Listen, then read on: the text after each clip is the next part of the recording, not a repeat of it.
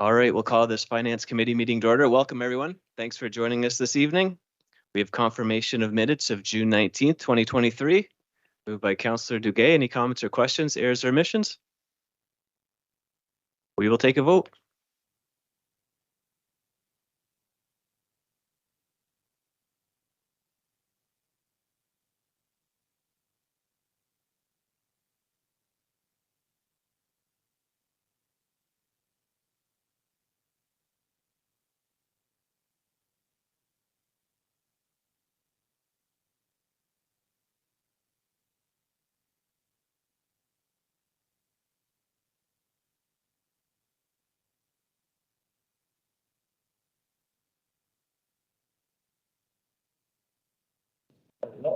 Mr. Chair, Councillor Burke has not signed in to the Finance Committee meeting.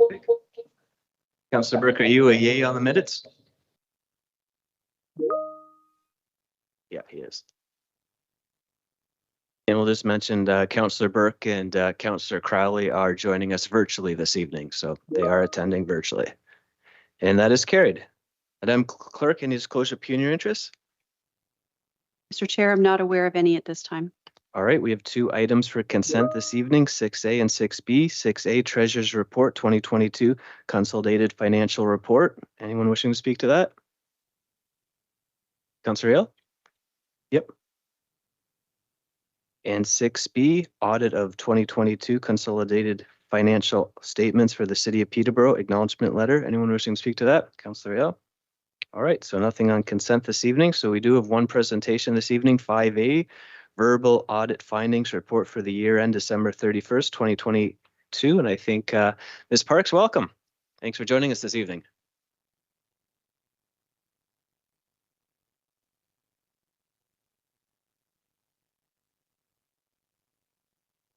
Okay.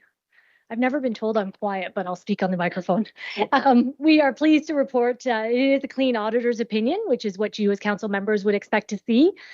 Staff should really be commended for their efforts this year. I know in the past couple of years, we've been a little later getting here to council, and now we're back on track here. And it's been a lot of work over the last couple of years for them. So definitely thank them for all their efforts and the whole team there to help us during the audit. There was one new audit standard that I just want to bring to your attention, and that involved getting a little more into your information technology system. So our Senior Vice President of Cyber Risk Management and Compliance worked with PTS this year just to make sure that we fully have an understanding there and we don't have anything we need to bring forward to you. So that's all good news there.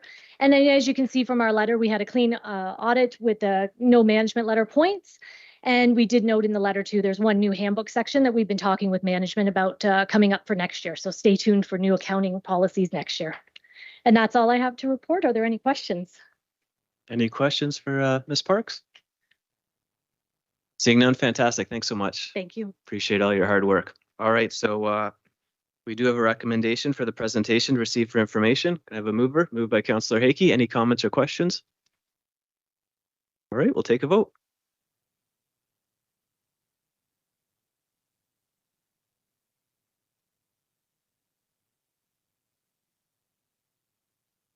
And that is carried. So 6A, Treasurer's Report 2022, Consolidated Financial Report. Councillor Riel, comments or questions? On page, I guess it goes to Mr. Freeman, on page 35, it's under pension employees benefits. How much does it cost us and what is the retirement and what are the retirement benefits? Are they the same or are they given different? I see at 65, I think the benefits, they no longer have benefits. So can you tell me how much that's costing us for that?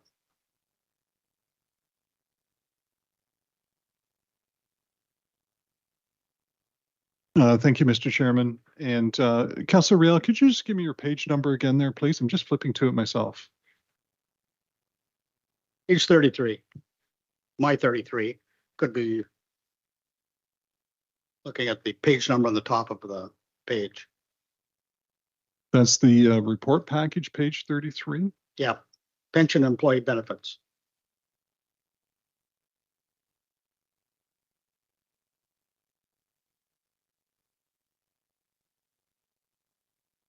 Mr. Chairman, all of the full-time employees and many of the part-time employees participate in the OMERS pension plan, and there are two employee plans represented here in the note.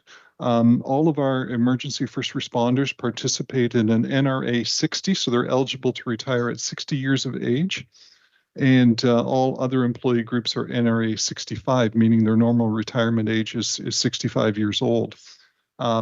Each employee is subject to and based upon the OMERS rules, subject to a factor based upon their years of service as well as their age. And for instance, an individual like myself, as part of the non-union employee group, I must meet a 90 factor. My years of service plus my age must equal 90 in order to retire without penalty. The contributions that the employee makes is based upon factors determined by OMERS, by the OMERS pension plan. And I'll ask my staff colleagues, Ms. Poplinski or Mr. Hancock, if they want to supplement my comments. But I believe that there's two factors, and it's 9%, I believe, of eligible earnings, and then anything over a certain threshold is at a higher amount, and then a similar, slightly higher percentage for an NRA 60. I'll ask staff here if they can give me, how much does that pension plan cost the employer? I don't have that number just in front of me here. I think it is found in one of the subsequent notes here. Yvette, do you have that? Thanks. Yes, through you, Chair. In note 20 of the financial statements on page 50 of the agenda package, there's a note called pension agreements, and it does say that the city's share of the annual contribution to OMERS for the current service year, which was 2022, totaled $9,807,000 and change.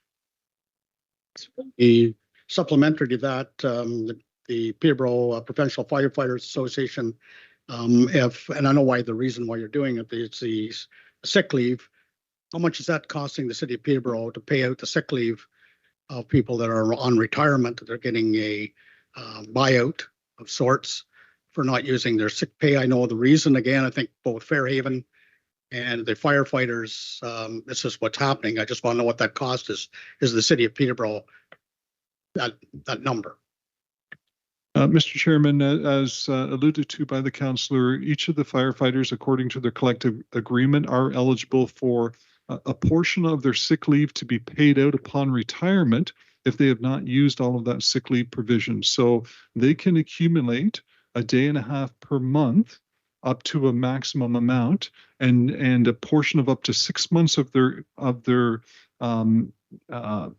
6 months of salary earnings could be paid out or vested with the city of Peterborough.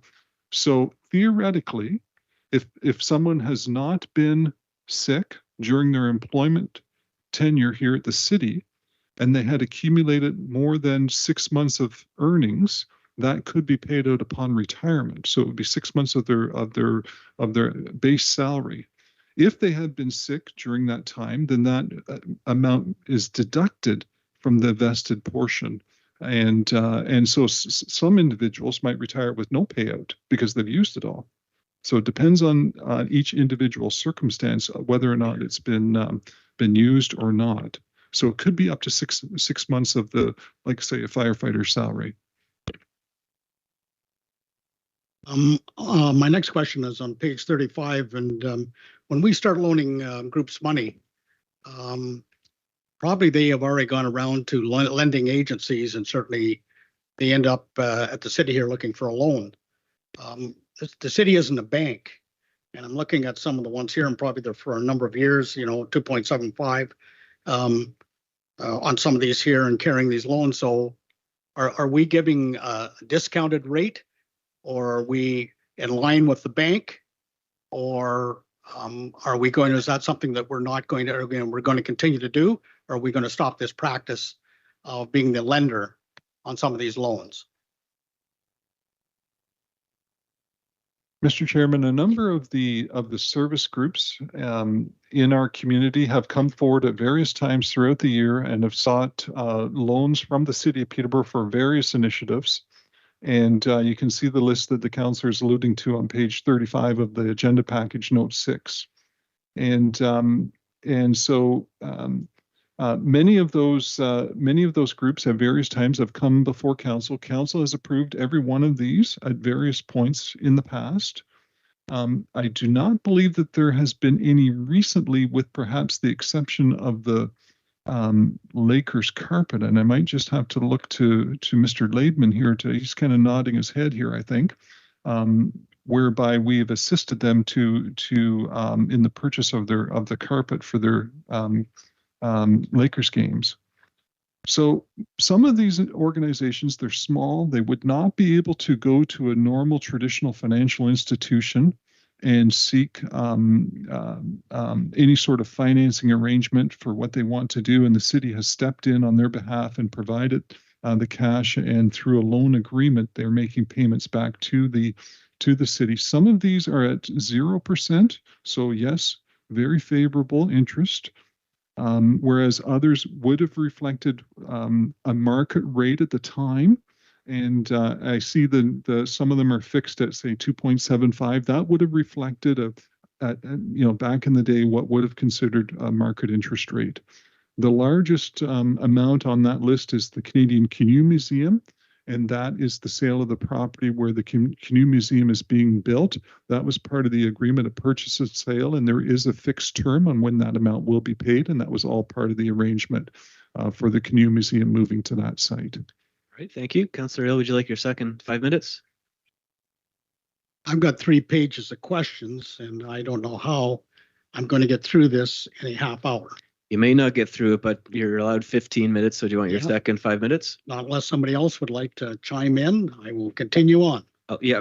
Do your second, then we'll come to Mayor Leal. So second 5 minutes. So I guess building on that, is the commissioner looking at why we're doing this and if this is going to continue? I understand, and I was on council when we probably did a lot of these here loans, but the city is not a bank. And certainly we can't continue. Like, you look at like 0%, what's that costing us on a percentage basis? I know why we're doing it, but I mean, this is something that we have to look at with certainly looking at our budget. Is this something that you as the commissioner is going to look at, that we should be a little bit more prudent when we're loaning money like this out to groups, as opposed to being, like I said, it's not the city of Peterborough Bank?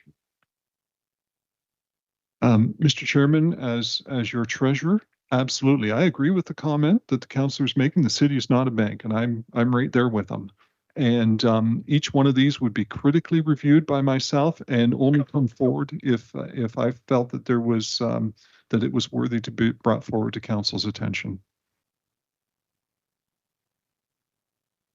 Page 36 in the short-term debt, I'm trying to get my head around this, and I should have the answer, and this has to be Peterborough Housing Corp borrowing from Havelock Belmont Methuen, $5 million at 2.24. That structure out there is a township building. Why are we borrowing from them and paying at a 2.24% when it's their building? I brought this up at certainly at our business, and certainly as the chair of the board.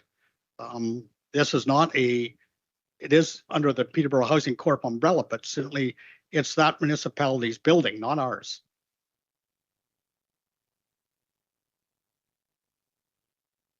Mr. Chairman, I might just have to look to Ms. Park here to help me assist here. I am not aware that it is the township's building. I would have said it was Peterborough Housing Corp's facility. And as such, the debt would be going with the asset. And although the stream of payments might be financially being paid by the township, if it's flowing through the city's books, it ends up on our statements. So in a roundabout way, it does end up being reflected in the city's borrowing. Through the commissioner, this is something that I brought up at our board meeting. There's several buildings, one in Selwyn, I think 2 in Selwyn, and 1 in Havelock Bethune, that we should not be on the hook. this is actually a debt that's on our books. And it should be on the municipality of either Havelock or Selwyn and not on our books. It was done when I was just coming onto the board there and questioned them. And I think this is something that we have to look at going forward, that we're not in that business. We're in the administration part of the business or the maintenance of buildings for the township, but we shouldn't be carrying that debt. Mr. Chairman, I'm happy to go away and find out more information about the current arrangement. I will simply say that if the asset resides on the Peterborough Housing Corp's balance sheet and the associated debt then would also reside on their balance sheet, it ends up in a roundabout way on the city's books. Through the chair to the commissioner on page 36, and it has to do with the school board, and we're talking about $25 million of taxable things. I mean, it's kind of a flow through. Is there any way that we should be approaching the MPP and the government of the day? That building, we have all kinds in the school board. We're supplying water, sewer, road networks, all of this here stuff, and not collecting any taxes. Is that something that we should be going to the province and lobbying that $25 million should actually come into the city to pay for the development charges and the infrastructure that we're supplying for that? So we're talking about $25 million of taxes that's just kind of a flow through us to them, back to them. Is that something we should be looking at, or is that something that you've thought about? Mr. Chairman, the amounts that being recorded there are the school taxes that the city does collect on behalf of the local school boards. That is by provincial legislation, and that is for the school board operations. So unless the province was prepared to amend their legislation, that is the scenario. Great. Councillor Riel, would you like to go back on the list? Yep. Okay, Mayor Leal and then Councillor Riel for a third time. Mayor Leal. Thanks very much, Mr. Chair. Through you, Mr. Chair, to I guess to Richard. Within the last couple of weeks, we acquired the Lawn Bowling Club property on McDonald Street. It's ours now, lock, stock, and barrel. In terms of this $145,000 that I assume is sitting still on the books, is the Lawn Bowling Club obligated to pay that down to zero, or is because we acquired the property, is that a write-off? Best way to describe it. Mr. Chairman, the $145,000 was the total consideration for the acquisition of that property. Okay, so it's effectively a write-off then. I mean, if we're using the kind of financial, we have the asset. We have the assets, and we did the write-off. Through you, Mr. Chair, to Mr. Freeman, with the exception, I guess, of maybe, the Canadian Canoe Museum and the Greater Peterborough Innovation Cluster, the rest of these groups are still actively fundraising, I would think, to meet their obligations. I noticed, of course, the rugby club, they got rid of their obligation through their fundraising efforts. So I assume many of these groups are still actively fundraising. Mr. Chairman, I would concur with that. With the exception, I would note that Market Hall, the Market Hall has been in contact with me recently, and I know that they've had some conversations with Mr. Laidman as well. And I know that they were having some difficulty recovering from the COVID pandemic, and that really threw them, set them back financially. And we're trying to be a patient partner with them. We know that they provide a vital service to the community in terms of the performances they put on at the Market Hall. So I know it's a vital part of the fabric of Peterborough. So we're trying to work with them to assist them. So I would bring that to council's attention, but you're absolutely right. Many continue to try and fundraise, and certainly the Market Hall is very cognizant of the amount that they owe the city of Peterborough, and they're doing everything that they can to in their power to make sure it's a viable operation. Mr. Chair, I have one last question, and I'm intrigued by Councillor Riel's questions about the liability regarding Peterborough Housing Corporation and housing in Selwyn or Havelock. My understanding would be that our Joint Services Committee, when the download of or realignment of services, which was the termination, it was the language of the day, housing became the responsibility of the city of Peterborough, but with the obligation that we also provide housing in the county of Peterborough. Is that a correct understanding, Mr. Freeman? That is absolutely correct, Mr. Chairman. The city of Peterborough is the service manager through Peterborough Housing Corp on behalf of the city and the county of Peterborough. Mr. Chairman, through Mr. Freeman, because of that relationship and obligation, we would take on the liability or debt of housing developments outside in the county of Peterborough. Would that be correct, Mr. Freeman? Mr. Chairman, it would all be subject to the particular builds that were happening out in the county. I know that both in the two that's referenced, the township of Selman as well as the township of Havelock, Belmont, Methuen, both of those townships financially participated in those projects and made them viable. Thanks, Mr. Chair. Thank you, Mayor Leal. Councillor Riel for a third and final time. Through the chair, I guess my question is to the chair of finance. How do you expect to have a meeting with that's only a half an hour? And I've spent over 35 hours putting questions together to get them answered here, and I'm given 3 swings at the bat here, and my questions won't be answered. Now, I'm a part-time counselor. I don't have an executive assistant. So, I mean, you could tell me where you should email your questions to staff. Well, I'm now working on 40 hours into this here, preparing for this week because it's finance, and I'm not going to get my questions answered. No, that's fair, Councillor Riel. So it is the procedural bylaw. It's not my decision. Right. You voted on it as well. So everyone gets 3 5 minutes at committee, 2 5 minutes at council. So just throwing out an idea, this will come back at council in 2 weeks. So perhaps there's an opportunity to ask for a meeting with finance during those 14 days to have an hour and a half long meeting so you can go over your questions. But I'm just simply following the procedural bylaw that every councillor around this table supported. Well, I'll bring up 2 items that I have, and I want to know because staff is going to prepare themselves and make a presentation to us. And probably over a year ago, we had a big hit, and that was when we had to hire 9 firemen. Has staff been looking at a hybrid of volunteer fire department and fire services? Because most communities have a volunteer fire department.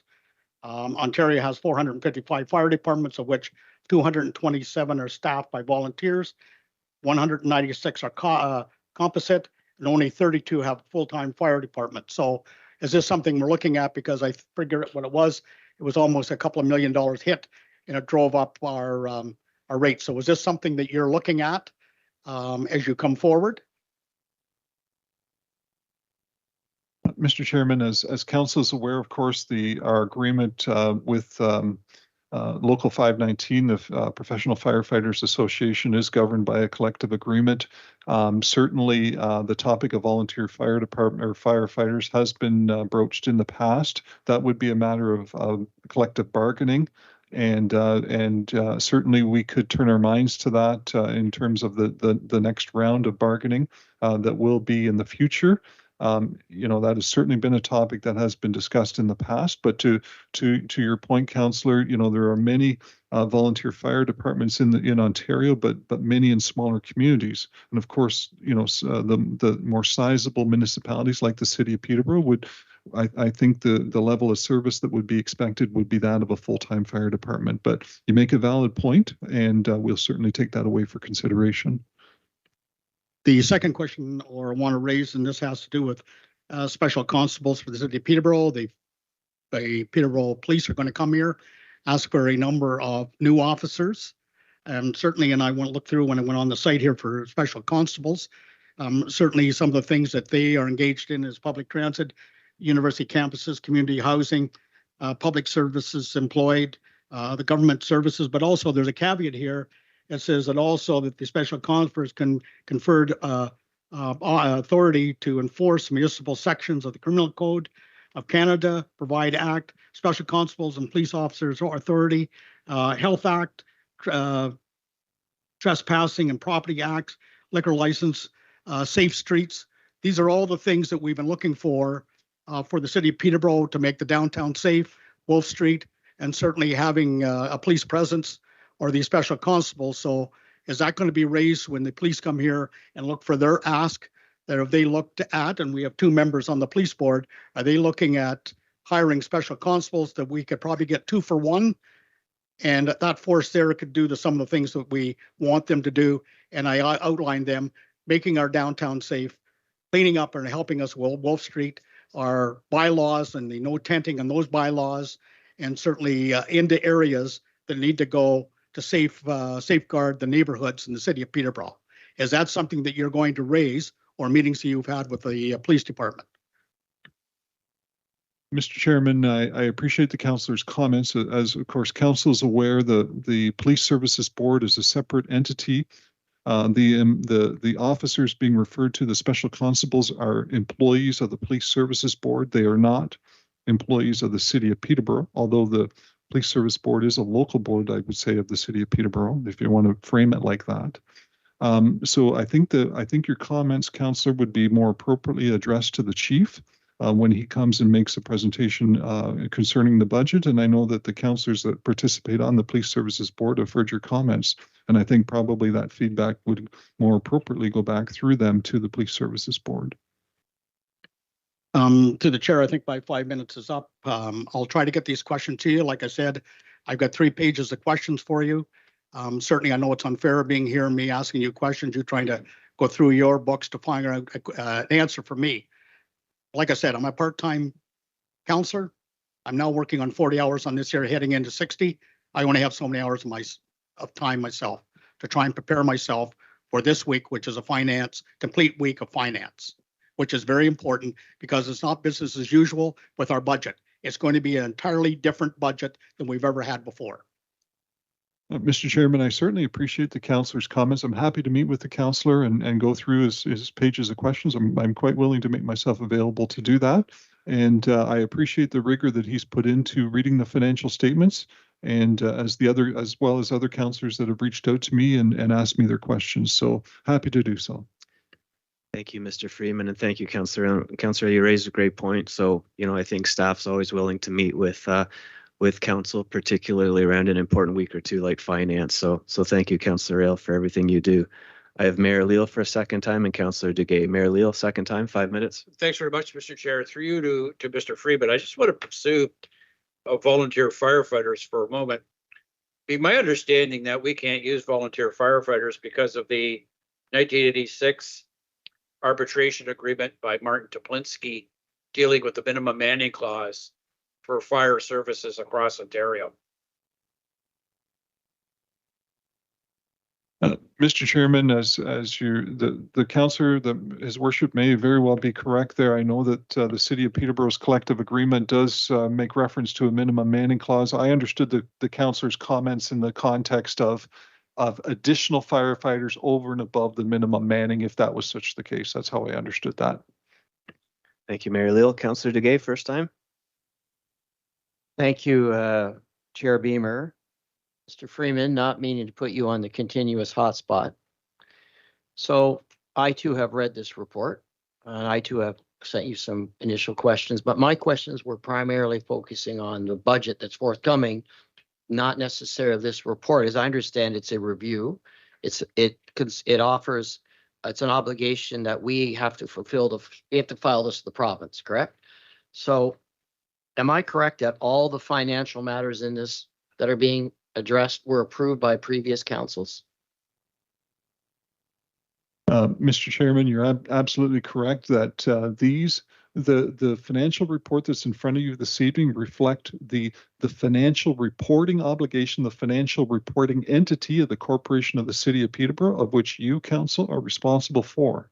And that includes the city of Peterborough proper, as well as all the local boards that are represented here. And there's a list of them. I put them in the treasurer's report of all that are included here that's under your purview and your fiduciary responsibility. That is our obligation reporting to the province. And secondly, if I might, Chair Beamer, once again, Mr. Freeman, am I correct? When I've read this and I look at certain trends and I've observed certain trends, obviously there may have been still some follow-up from COVID and other matters, but this report will be very valuable as we proceed with our discussions for the 2024 budget commencing Wednesday. That's my read of this. This is a summary of what's been approved. We're going to tell the province, here's how we spend our monies, our obligated activities, but more of it will help us inform our discussions, including the valid questions of my colleague, Councillor Riel, starting Wednesday night. That's my take. Am I correct in that? Mr. Chairman, the counselor is absolutely correct. I would make one additional comment for the counselor, and that is when we're talking about surplus, because when we're talking financial statement audit, surplus takes on a different meaning because we use a different financial reporting legislation or framework to put the numbers together. So budget is one thing, financial statement audit, slightly different. So we're using two different financial accounting frameworks in the background. Thank you, Mr. Chairman. I am somewhat conversant with that principle, but thank you for that clarification. Thank you, Councillor DeGay. Any further comments or questions on the report in front of us? Right, can I have a mover? Moved by Councillor Baldwin, and we'll take a vote and describe.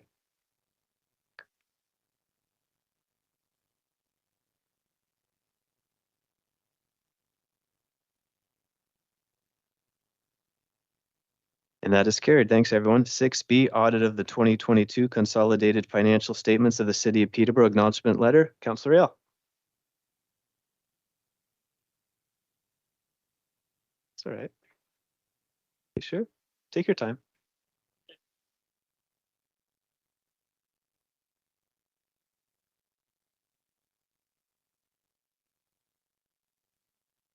No, take your time.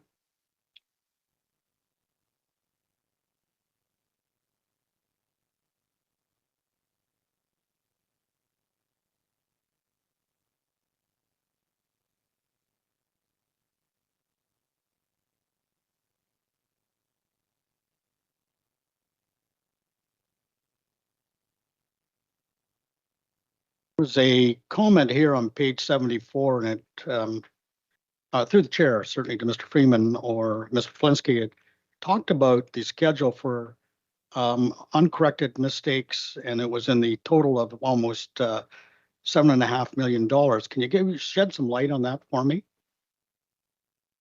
Mr. Chairman, I'd be absolutely happy to do that. When the auditors, and I'm quite happy to defer to them if they want to make any supplementary comments, they approach their audit using what's called a materiality threshold, and that defines how they approach their work in terms of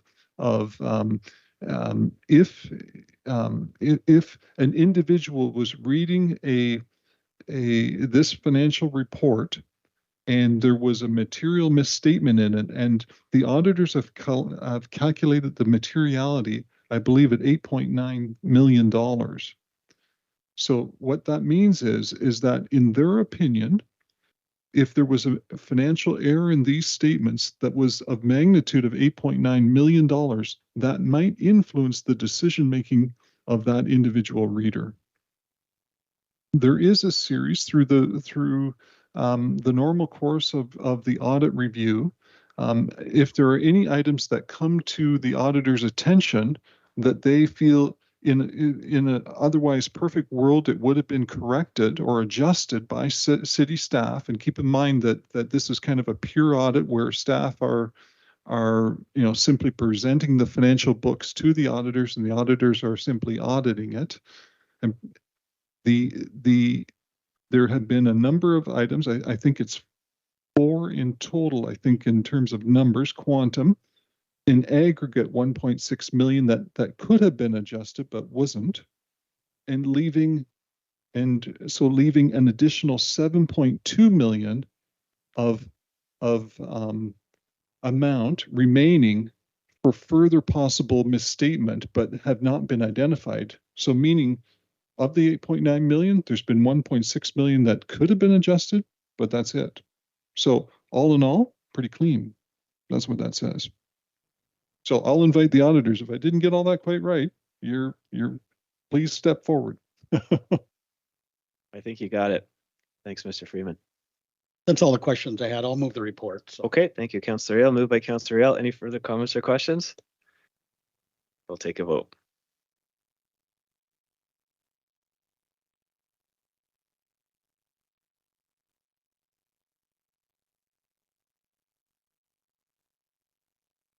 And that is carried. Other business this evening? Next meeting is Wednesday at 6 p.m. Motion to adjourn. Councillor LaChica will take a vote.